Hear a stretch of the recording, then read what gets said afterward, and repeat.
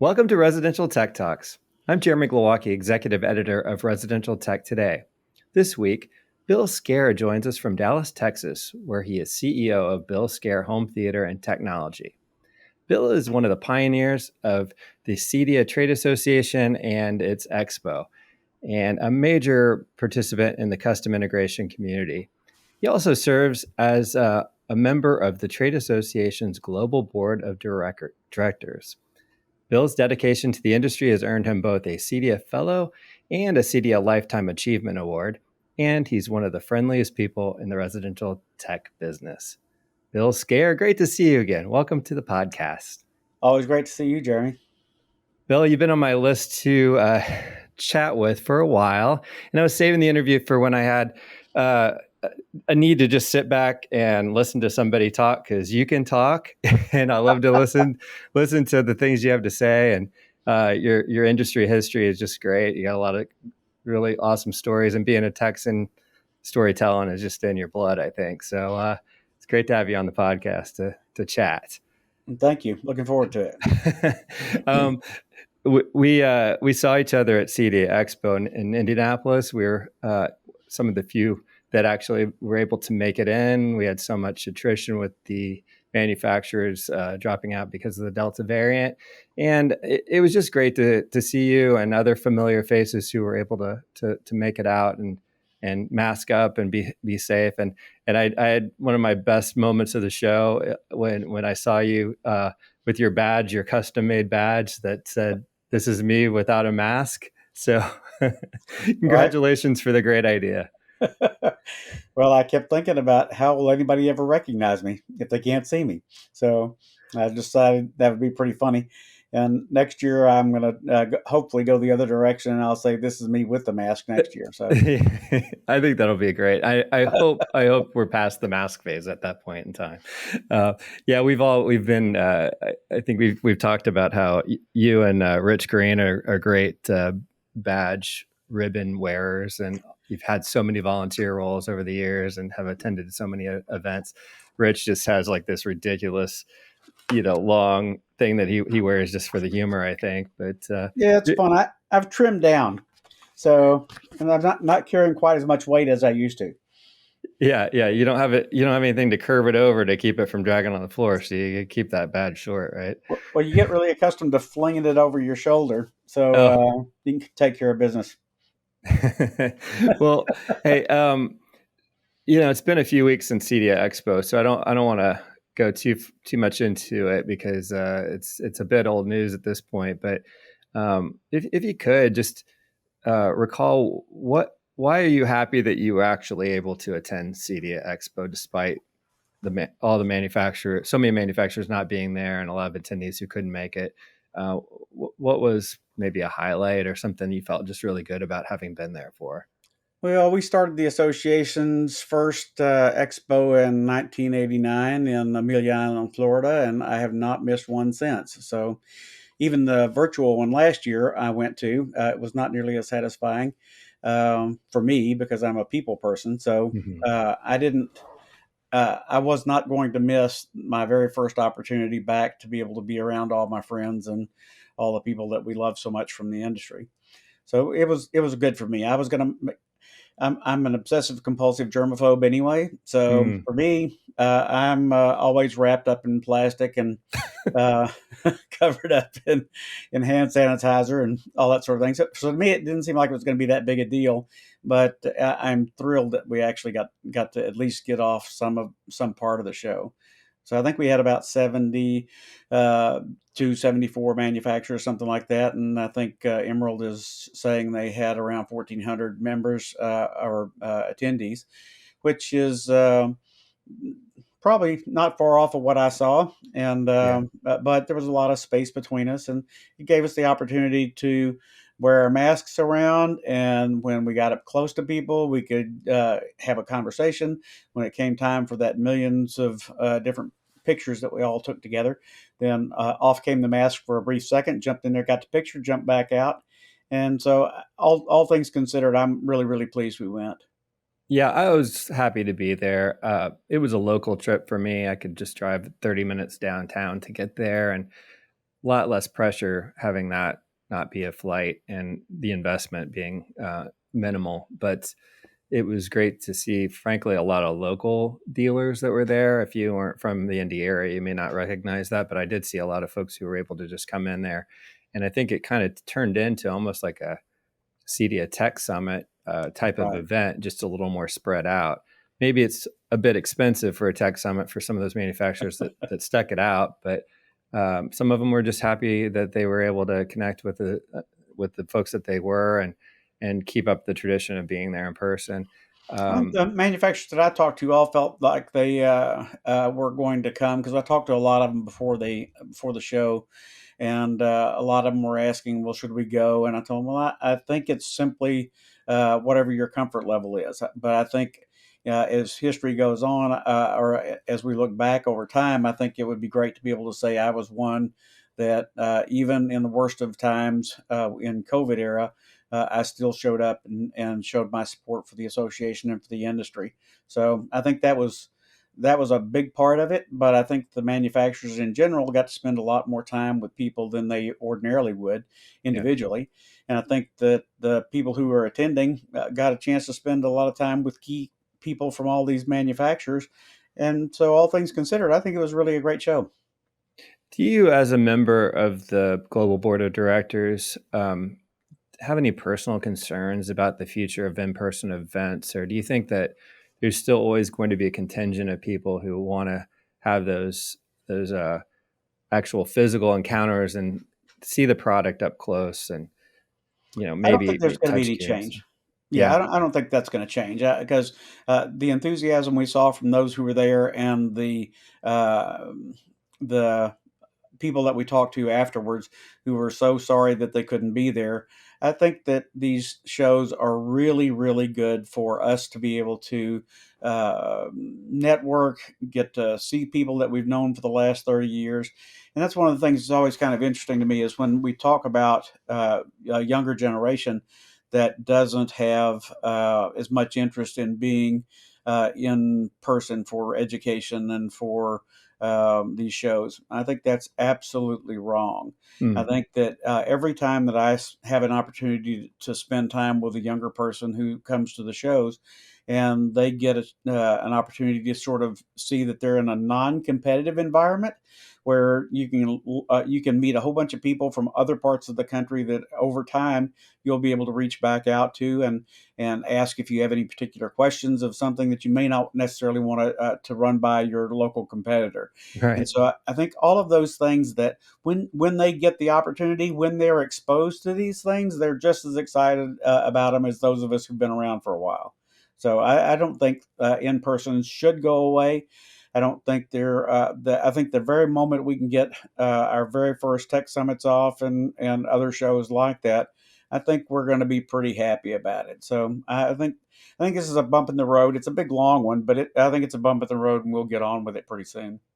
Yeah, I've been concerned over the years that attendance sort of flattens out and doesn't really grow at expos, but the folks that go and that kind of thing that you kind of catch that fever wanting to be there after you've been there once. It's that encounter with your peers, like you said. Even the buying group meetings that occur, those are a little bit more intimate. But you're sitting there at a lunch or a dinner or something. You kind of share war stories from the industry and have shared experiences that you can't get when you don't when with an email or something like that. It's just not the same thing to be able to share those helpful hints and pieces of advice from folks that have been through the same kind of experiences you've been through. When you think That about this year for the board, now have been this is let's see, after this term, I will have served 15 years on the board, and you have to be off 3 years a minimum between each time, which wow. I'm beginning to feel like that one of those congressmen or senators that we just wish would go away. But I think the biggest thing for me is that I know the integration market and the people who are involved in it, and I advocate every day for education and for our integrator members.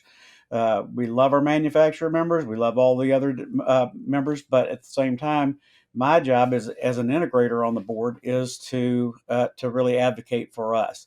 And I think that's one of the things that over the last year and a half, I guess, that I've been back on the board.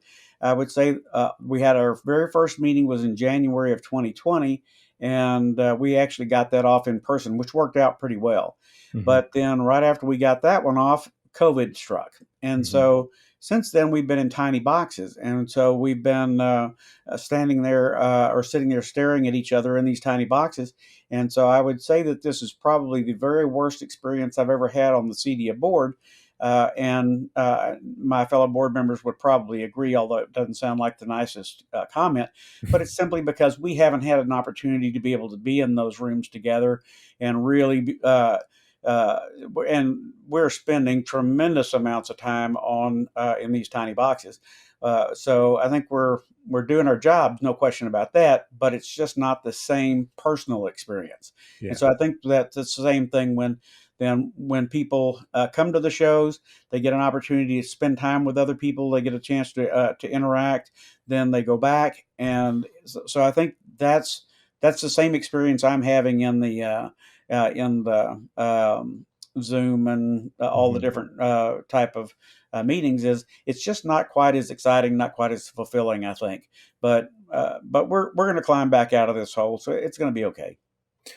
Get Give us a little insight into what it's like to attend a board meeting. What sort of business does a board, a CEDIA board, cover typically in these meetings, whether in person or virtual?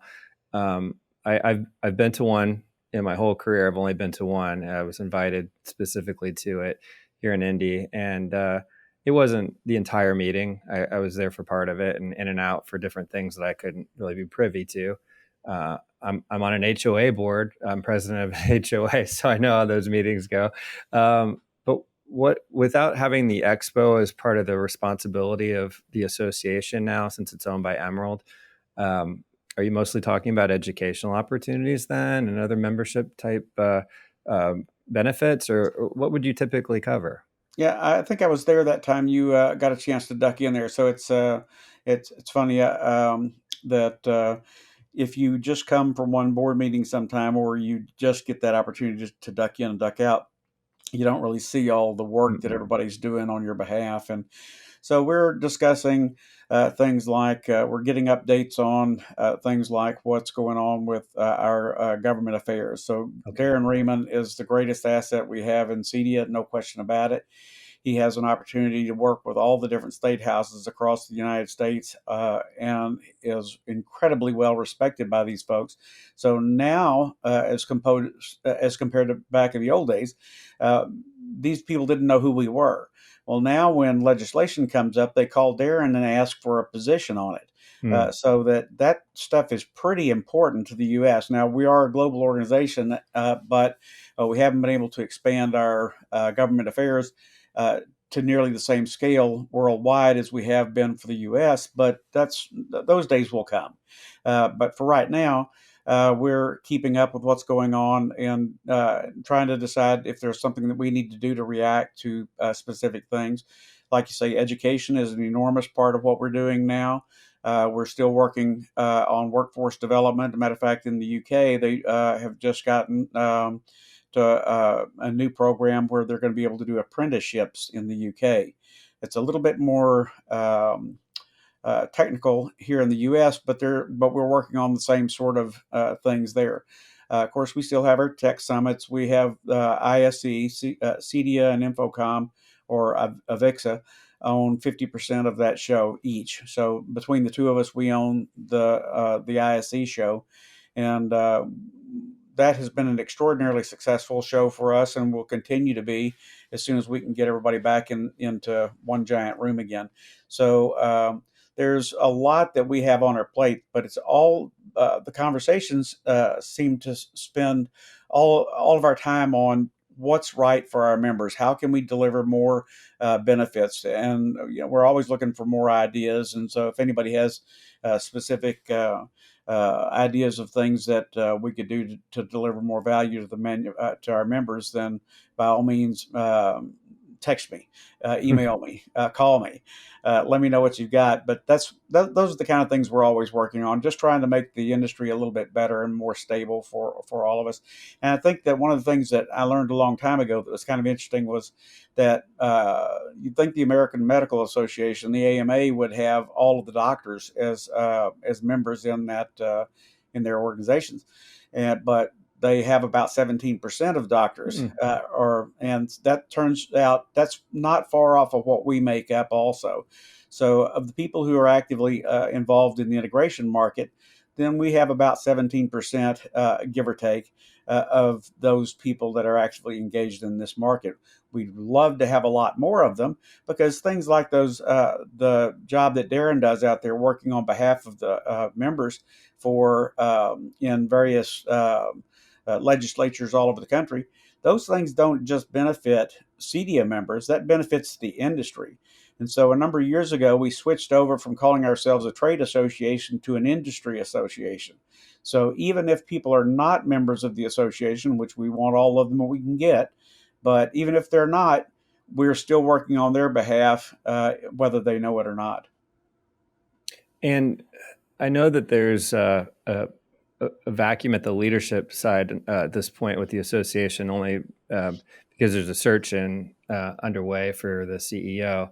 If you had, and this may be awkward for you because as a member of the board, you may not be able to speak on this, but if you had your druthers as a member of the board, as a member of the industry, as to whether you find someone who's really specifically suited to being a trade association CEO or someone from the industry, what do you think would be better for the CEDIA association?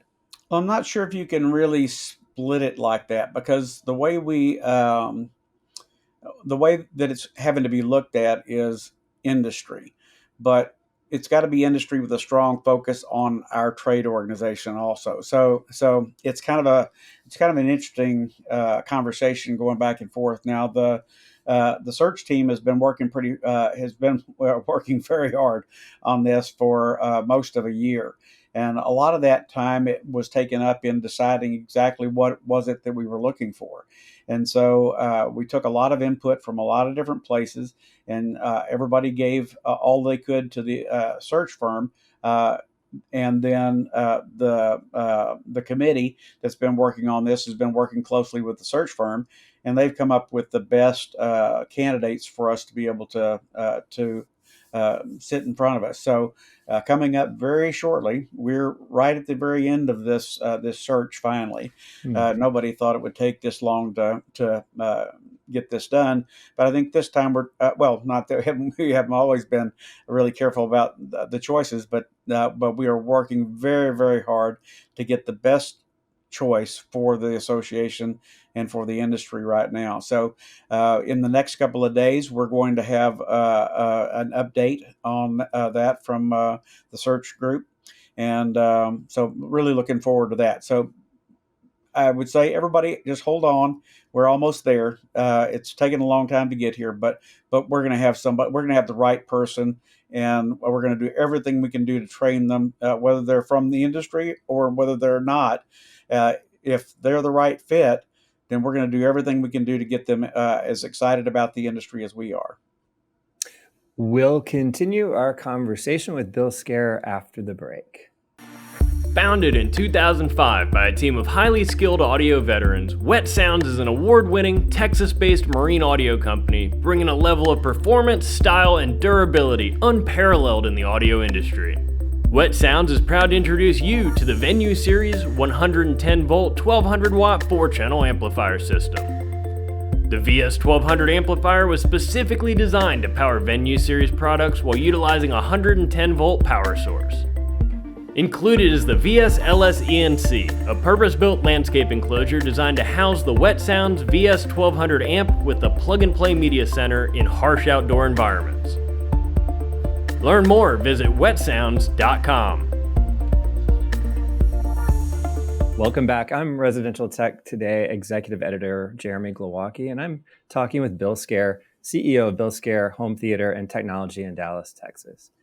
Bill, you and I have been talking about the industry and about CEDIA Expo, and The one thing, if folks don't know you, which I'd be surprised if anybody doesn't know you at this point, but I'd love to just start going back in time and discuss when it was and how it was that you got into this industry in the first place, way back when, before I knew you. What was that step coming out of? Were you in the Air Force? Was it Yes. in the military? Okay, so you're in the Yes, Air management Force. analyst. Okay, so you had a tech experience there. It sounds like. Well, tech is kind of funny when you think about the Air Force in a few years ago when I was in it. Uh, the Air Force is one of the most highly technical organizations on the planet now. But even back in the day, we had a lot of incredible firepower, but we didn't have computers back then. We didn't Okay. have all the really amazing things that we have to work with now. But my dad had a TV shop back when I was about 11 years old. So Hmm. he was not one of those fellows that was likely to let you hang around the house. And so what he needed was somebody to wipe down the TVs that were on his show floor. He had he needed somebody to go out and help install antennas and deliver TVs.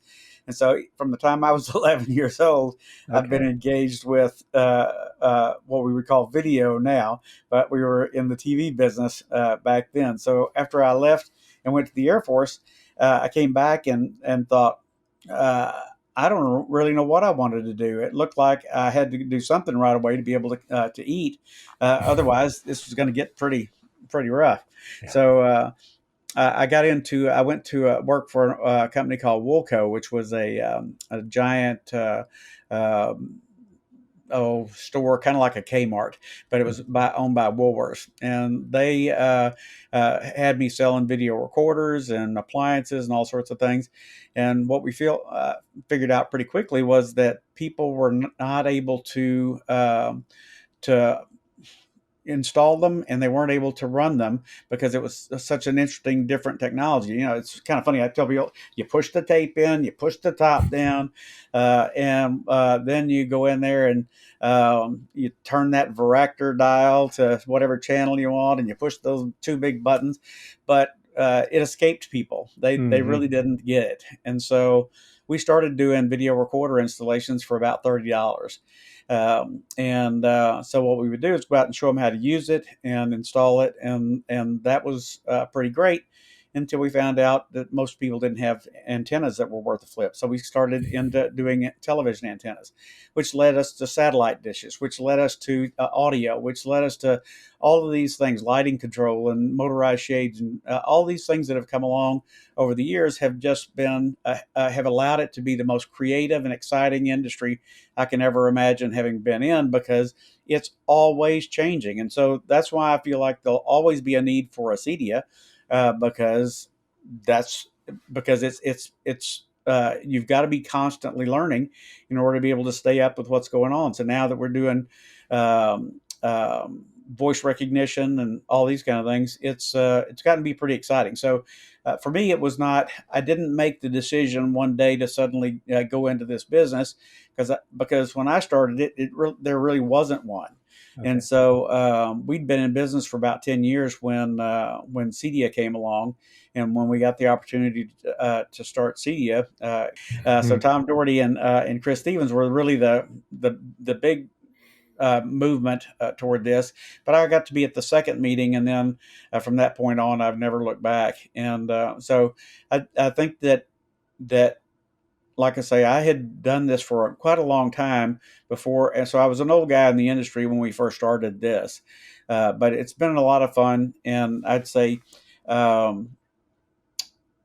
that's one of the things that we work on really hard now, is to try to get young people into the industry, but because it really is a viable, real career path. Yeah. And because I've done this for 42 years at this point, and so that's a pretty long career to be in the same thing, same industry.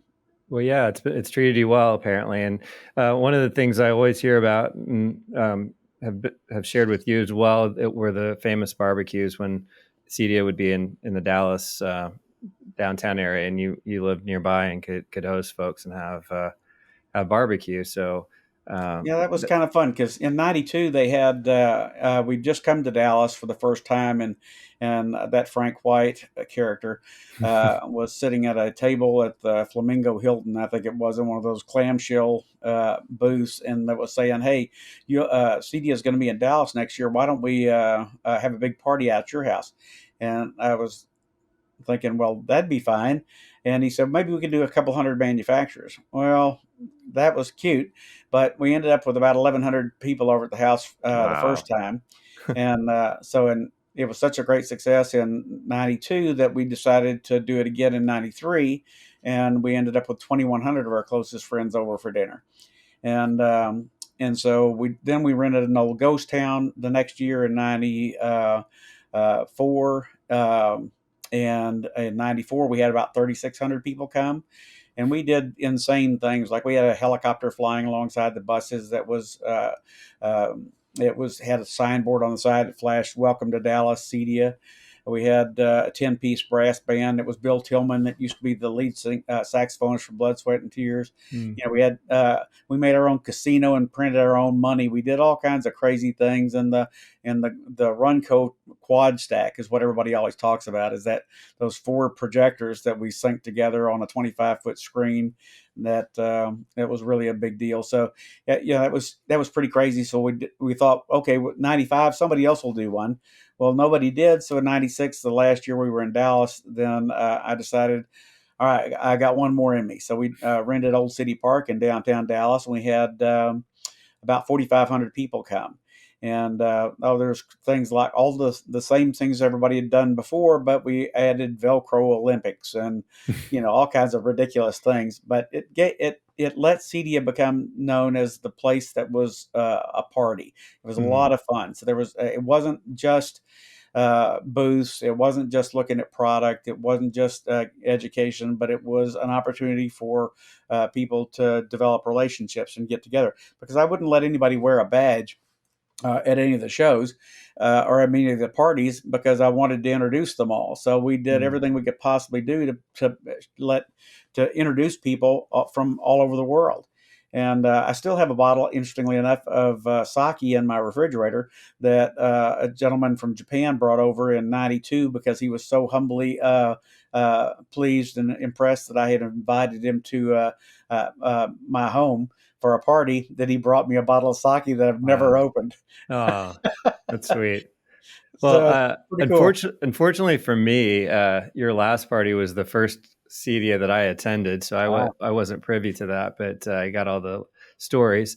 But what I did get to experience was when you created the infamous, whatever you want to call it, FlyIn Home Theater concept, which was the fact that you're a pilot, a licensed pilot, and I've talked to you a couple times about flying. And one of the things I learned from you was the tolerance of these planes and how, I was a little, I guess, shaken by maybe some turbulence coming in or something. He said, these commercial airlines, they can take a lot more than you realize. And so you kind of went into how hard you can slam a plane down if you're landing it by yourself with, you got customers in the back, you're not going to do that. And ever since then, I've felt so much more comfortable flying. So thank you for that. But back to the FlyIn Home Theater, you had a hangar out at an airport there in Dallas, where you also had a theater demo space that you could fly in customers who had their own planes, I guess. Is that the concept there? Well, we had 2 airplanes that we flew. One that was more for landing on unimproved strips like ranches and things like that, where we did projects, and we could do a service call in in an hour and a half or something to South Texas, instead of having to drive for 6 hours or something to get down there. We'd just take a quick flight down, take whatever we needed with us, and we would get the customer back up and running and away, or add the new equipment or whatever we needed to do. So that was pretty great. And then we were lucky enough to have been contacted by the fellow that used to be president of Walmart, Jack Shoemaker, many years ago, and he passed away several years back, which was tragic, but he'd been a customer for over 20 years. And he liked us because we could be from our office here in Mesquite, Texas, outside of Dallas, all the way to his place in Bentonville, Arkansas, in an hour and a half. Wow. And so it was difficult to get to the other side of Dallas in an hour and a half, much less to Bentonville, Arkansas. Sure. But so what happened with the FlyIn Theater was we had purchased a few large hangars at the airport, and so Cat came along, Brian Barr and Michael Barr, and they wanted to do some really ridiculous theater. So we built what would be over $1 million theater in our hangar at the Mesquite Airport, and so it took me about 9 months, and I'd done a lot of theaters before that, and I'd done a lot of cat theaters before that, but I'd never gone as far as we went with this one. And so we had 15,000 pounds of steel in it. I mean, it was just, the whole thing was just so over the top. But what it did give us was an extraordinary look at what it takes to really do a great home theater. Mm-hmm. And so that there were 75 drivers in there. It was it took 6 computers with microphones every place, and several days for us to be able to tweak that thing in after we finally got it all done.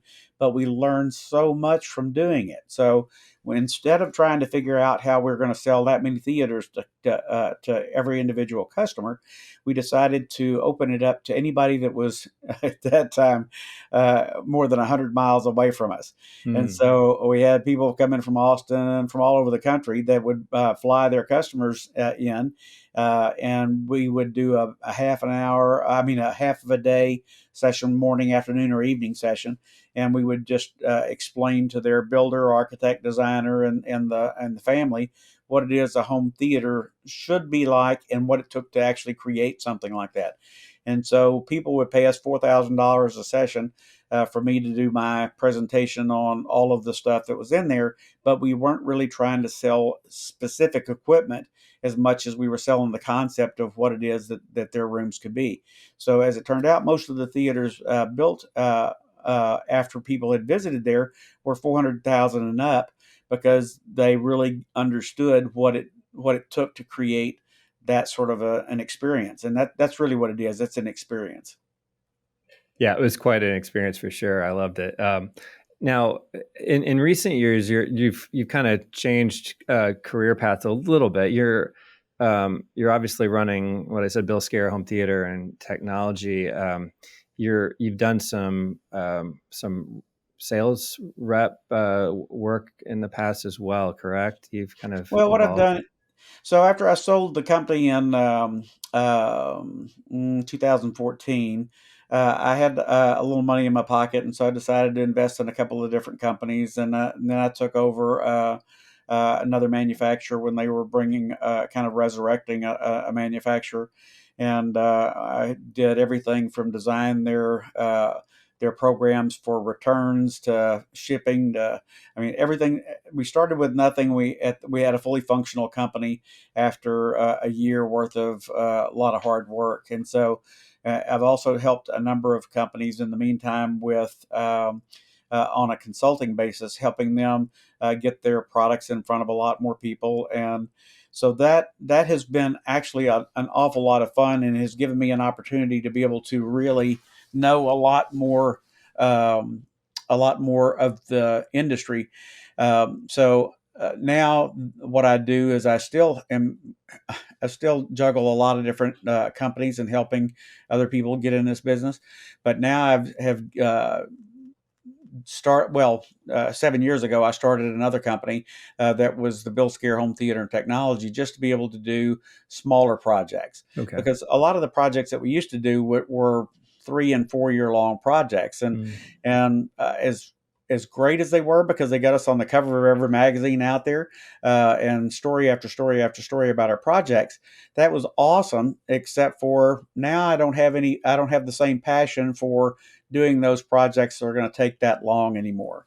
Yeah. So now what I do is on a much, much smaller scale. And I jokingly tell everybody I don't work with anybody that I don't like. Mm. And so it's kind of a great place to be. Yeah. But all that really is to say that I've just decided to work with a little bit with projects that move along faster and with people that I really enjoy now. We're talking a little bit, obviously, at the beginning about CEDIA Expo. It wasn't the best place to see trends or observe technology trends this year just because of the lack of companies there. But with you still working on these projects and being a member of CEDIA's board and observing everything, where are some of the trends that you're looking at in either in your projects or maybe just colleagues that you know in the industry who are doing things? You mentioned voice control earlier. What are some of the other developing product technology trends that you can kind of say are making an impact or maybe Well, there potentially? are a lot of things. There are a lot of things out there that I think are very valuable for us. And when we started doing lighting control, it was in the '80s. So it's really interesting to see where we are with lighting control nowadays, but because it's something that is wildly more attainable. For my previous clients, they had to be the uber wealthy to be able to afford projects like what we did for their lighting control. And to be perfectly honest, when I first started doing it, I was not all that. I wasn't sold on it as much. And so one of the manufacturers said, here, I'm going to give you this great price, but you've got to have this in your home. Mm. So once I put it in my own home and started living with it, I can't even imagine how anybody could live without lighting control anymore. But so lighting control is a big part of it. But what we weren't, there was always a missing piece in there, and that has been the fixtures. And so we had to rely on designers or electricians or others, let's just say others, to go find the light fixtures that we were ultimately going to control. And so what that led to is a situation where you could have some flickering and different situations where the lights they weren't, well, they've come a long way now, but they weren't very good at dimming. And so now dimming is such an important part that we're able to marry up the appropriate light fixtures with the appropriate lighting system and the lighting scheme that you want for whatever room that you're in. So now that manufacturers, and there were a number of lighting manufacturers there that were showing the fixtures. And I think that's been one of those things we've been missing for a while. Yeah. And now that we've got that, I think that's going to really help our industry quite a lot. The motorized shades, when they came along, that was another one of those things that was exciting and new, but now it's just sort of a part of what we do. And so if you're not doing shades in every project that you're involved in, then you're missing out on offering a really great experience for your customers. So now as we begin to tie all those things together, so whether it's shades and lighting and audio and video and home theater, all of those things now are getting to the point where we can do a lot more about artificial intelligence, if you will, to be able to get voice control that actually works. And so the name who I will not say that's right above me and others, and like Josh AI's product and that sort of thing. There are a lot of differences between them, and things that we have to kind of remember is those things that we're buying from our Amazon and all the other places that are out there that voice control is coming in. A lot of those things are not very secure. So yes, we can integrate with them if we need to, but I think what's coming and what's a big part of like what Josh does is they're not putting all of your private information out on the web. And they don't have an open mic into your most private moments. Right. So I think that's one of the things that I noticed also at the was that Guard Dog, I think was the name of the company that was there, that a number of our industry folks have been working with them to on more internet security. And so all the integration in the world that we do is great unless it's open to the whole world. So I think the fact that people like Josh and Guard Dog and a lot of others are out there working to be able to make your home automation system, your smart home, if you will, more secure for you and your family. I think that's a really great trend that I'm seeing a lot of right now. Well, great. Well, hey, Bill, I really appreciate your time today. It's been awesome catching up and getting to know your career a little bit better. And I know that anytime you see anyone in person, you're happy to give them some sage advice on things that you've experienced and stuff that you've seen. So if anyone wants to reach out to you and get to know you better or has a question for you, what's the best way to contact you? Well, I'm always available at bill@billskaer.com. So it's BILL@BILLSKAER.com. And that's probably the fastest way to reach me. Although I'm on LinkedIn and I'm on Twitter, but you're not going to see me there very much because I have so many other things going on. I'm not always the Twitter guy, Right. but I keep up. But yeah, just reach out to me by email or and my website is the same. It's billskaer.com. So you can kind of get a chance to see a little bit about what I've been doing lately. Great. Bill, thanks so much for taking the time to chat today. Always my pleasure. Great to see you, Jeremy. Bill Skaer, CEO of Bill Skaer Home Theater and Technology in Dallas, Texas. That wraps up today's show. If you're new to Residential Tech Talks, please subscribe to the weekly podcast and consider rating and reviewing us on your favorite platform. Also, check out all the latest residential tech news at the magazine's website, restechtoday.com, where you can also subscribe to the bi-monthly print or digital magazine and our Tuesday and Friday email newsletters. Until next time, please stay safe, stay inspired, and let us know if you have a great story to tell.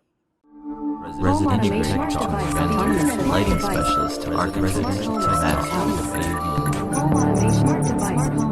tech,